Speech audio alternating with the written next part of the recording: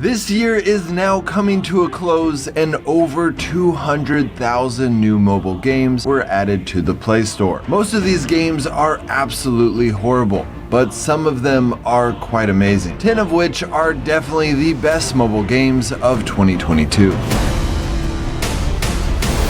As usual, this video is not talking about the top charts of the Play Store or App Store. Most of those games are trash, and the ones that are not have been around for years. My team and I have been researching serious mobile games for the last 10 years. So let's give you our list of the top 10 mobile games of 2022. And then at the end, I added a section with my 3 most embarrassing predictions of this year. The first game on the list is Apex Legends, but honestly, it barely won. The top 4 games of this list were all very close. Now, I originally put this game at the top of my first top 10 video, and I am very proud of that prediction in light that it did so well. But it is not doing as well as the rumors imply. Some of you might have seen that it got 5 million downloads on the first day. This was fake. If you look at public records, you will see that the game was created over a year before it was released. Lots of games do this, and it's not a problem. Diablo Immortal was created way back in 2020. The difference though is that during this time, EA used some kind of download generation technique to get the app to 1 million downloads by October of 2021, 6 months before it was released. So we're not sure how many downloads it had when it was released on May 17th, but it's very possible that it already had over 4 million. A better metric for how well it did is that it grossed 4.8 million on its first week, which is very good. This is a ton more than the 600,000 made by PUBG Mobile, but much less than the 14.8 million made by Call of Duty Mobile in their first weeks. So it did very well, which is why it's at the top, but it did not win in a landslide like Call of Duty Mobile did in 2019. I predicted this might happen because it is a battle royale shooter computer game port, and for the last 4 years of mobile gaming, battle royale shooter computer game ports have been at the top 3 favorites for serious mobile gamers. As I've mentioned in other videos, I believe the reason for this is because computer game ports are often viewed as a safe option for serious gamers, because unique mobile games often carry with them the bad reputation of mobile gaming. This of course doesn't mean that all unique mobile games are bad, but it does mean that a lot of serious gamers are wary of trying them out until they've been tested out by others. And then the battle royale style fits really well with a mobile phone because you're only committing to 20 to 30 minutes at a time. So that is why we originally predicted that Apex Legends was going to be the #1 competitive mobile game for 2022, and honestly, I think we nailed it on this one. The second game on the list is Undecember. This game did not gross nearly as much as Apex Legends, and even a smaller percentage of its main competitor Diablo Immortal, which is lower down on this list, but it captured the hearts of serious mobile gamers with the best action RPG the mobile platform has ever seen. Personally, I'm not a big fan of action RPGs, but the devs of Undecember blew me away with their propensity towards excellence in every facet of their game. The graphics are unbelievable, and yet there is little to no lag. The game is easy to understand, as most action RPGs are, but the skill system can get unbelievably complex as you dive into the vast possibilities of skill customization, in which you are able to use basic building blocks to create your own unique character. Unfortunately, this is where the devs added some significant pay-to-win aspects to their game, but considering it is so much less than their main competitor, Diablo Immortal, I didn't strike this one against them as much as I normally would. Interestingly enough, the devs set it up to where when you wear armor in the game, you can see it. This is a big deal because it allows you to feel your progression throughout the game, and it is somewhat unique because most mobile games do not do this to give extra motivation for players to buy or earn skin. And while these skins do a great job of allowing players to express their uniqueness, an armor-based sense of progression has been an unfortunate casualty. But Undecember is bringing it back, and I think it will remind players of how much they miss it in other games. The game also allows you to change classes freely, so it is worth collecting weapons of another class that you want to try. So overall, this game did not get as many downloads or gross as much as some of the other games on this list, but that is mostly because it is not from a big developer. Their excellence in every aspect of their game game impressed the serious mobile gaming community, and that is why it is so high on this list. The third game is Catalyst Black. Before this game even came out, the devs had me so excited about it. The company working on it, Super Evil Megacorp, is the creator of Vainglory, which was a very successful MOBA on the phone with tens of millions of downloads. Catalyst Black is their new and exciting endeavor to create essentially a new type of game. They are calling it a team-based 10v10 drop-in, drop-out large-scale shooter, and what that really means is that it's a MOBA map with your typical monsters and PvP choke points, but the maps are not set up for this long process of farming minions to get to level 18 before everyone else, and then this epic showdown at the end. Rather, they're designed to get straight into that epic showdown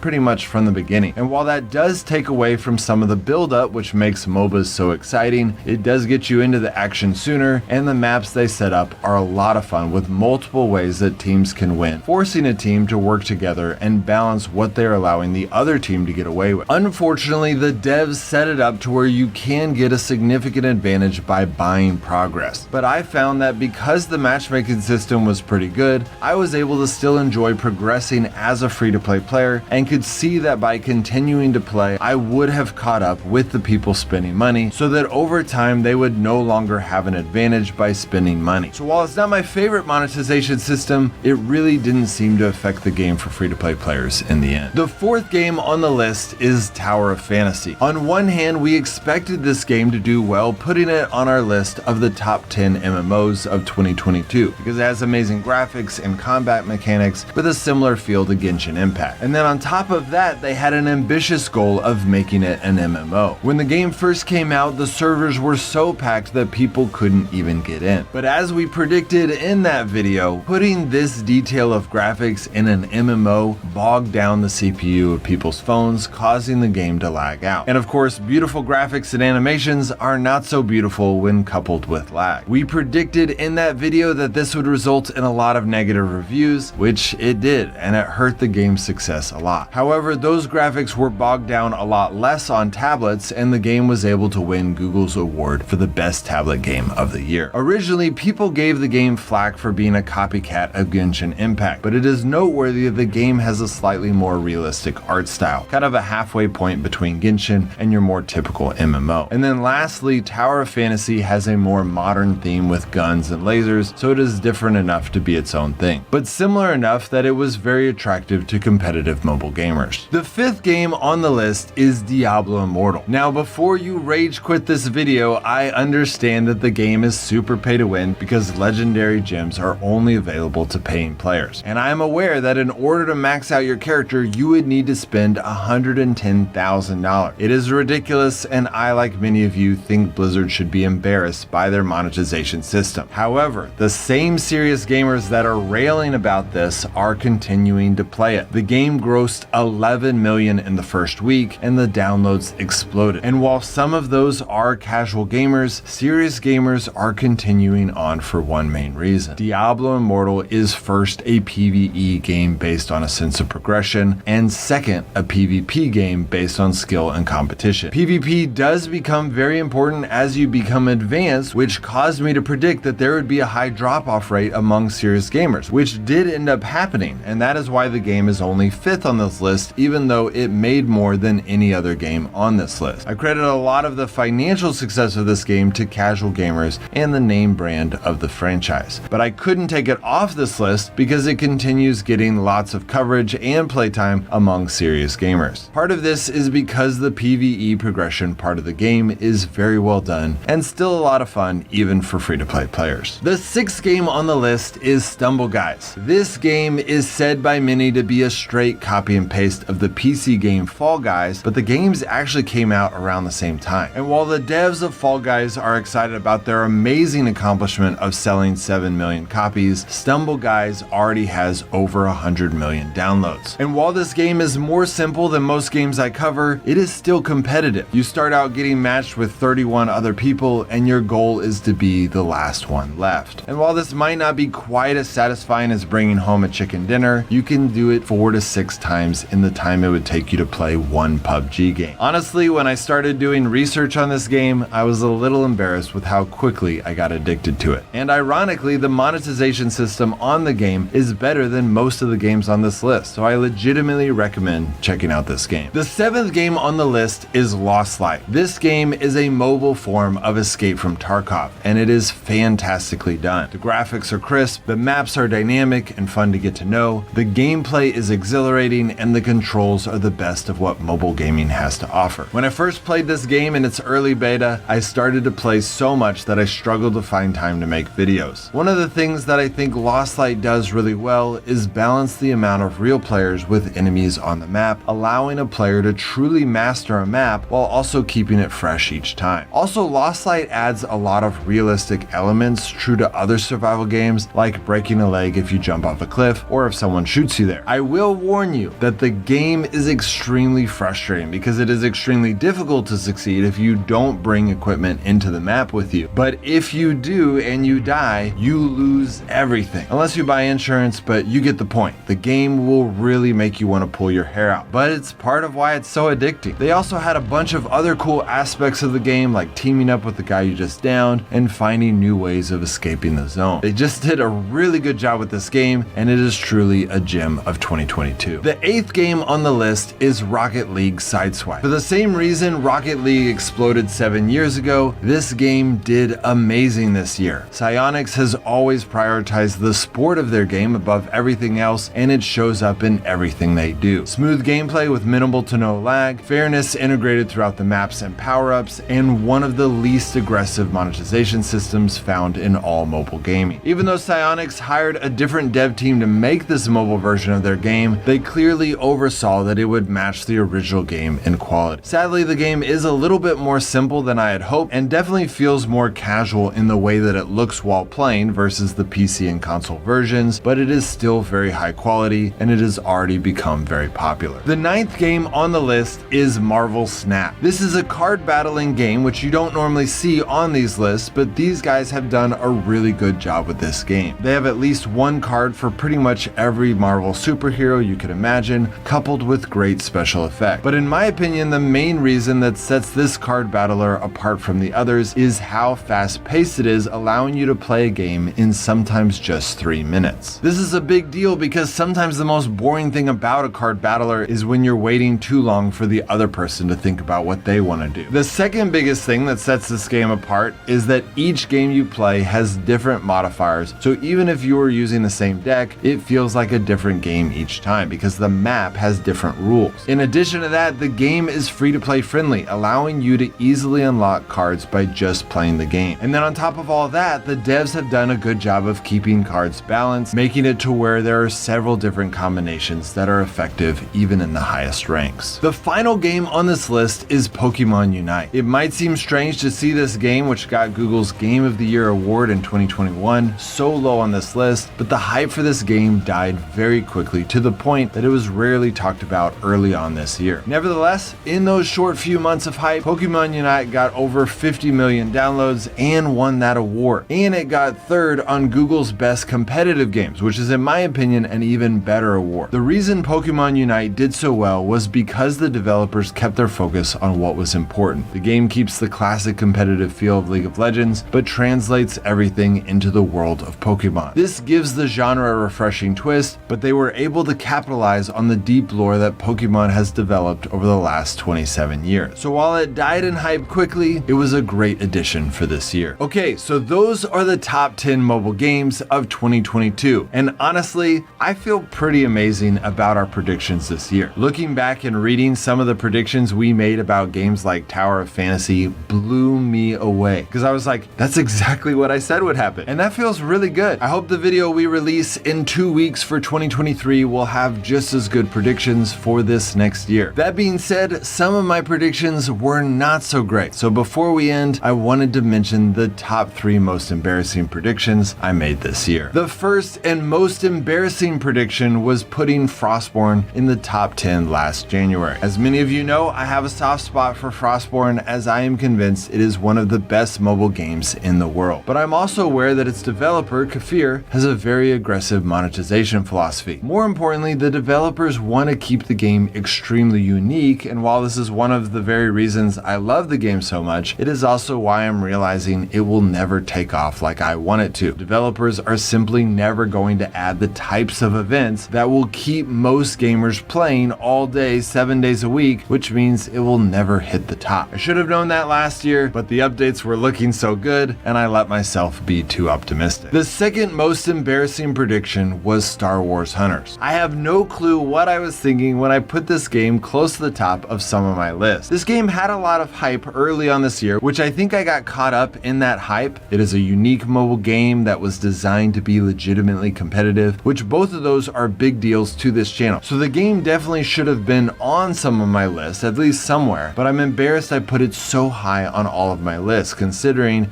it was pretty low budget. I guess I got caught up with the excitement that a competitive, unique mobile game was getting hyped before it even came out. Regardless, I'll be more careful in the future. The third and last embarrassing prediction was Once Human, formerly known as Project EOE. However, in this case, I'm not embarrassed by our prediction, but rather by the devs' decision to pull from the mobile platform and go PC only. I'm honestly blown away by this decision, considering that the game is made by NetEase, and still hope that it will be returning to the mobile platform before its global release. Right now they're doing a lot of beta testing, so perhaps it's best to just pick one platform for that process. I can't imagine NetEase allowing the game to not be released on mobile, considering it is the biggest gaming platform and they happen to be one of the biggest forerunners on the platform. As far as the game itself, if they do decide to bring it back to the mobile platform, then I still stand by it being one of the top games. Played it in the second beta on my phone, and the graphics were stunning with a fantastic theme, all of which were well backed up by the storyline. This theme is infused in every part of the game, like your need to manage sanity levels, which makes the sense of survival feel new and fresh. And they created an incredibly addicting and intricate sense of progression as you upgrade your technology, survival skills, and powers. The game feels like a perfect blend of Life After and Rust, and I already can't wait until I get to play it again. Well, that's it guys, hope that helps. In just 2 weeks on January 1st, we will be releasing our top 10 mobile games of 2023. We've been putting so much work in that list, researching hundreds of games that are going to come out next year. If that interests you, make sure to subscribe to get that notification.